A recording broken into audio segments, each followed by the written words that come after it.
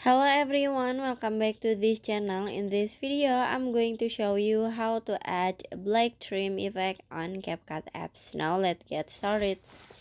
First, after you open your CapCut and add the video that you want to edit, you just click on the effect at the bottom. And after this, you just click on the video effect. And at the menu, you can swipe until you can see a frame.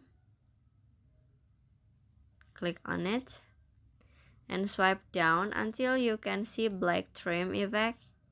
So this is the black trim effect, so you just click on it,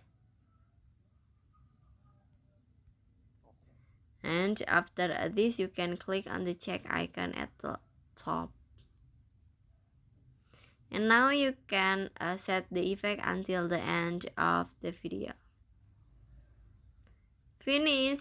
So that's how to add a black trim effect on CapCut apps. I hope you found this video to be helpful. If you enjoyed the content, please consider like, comment, and subscribe down below. Bye bye.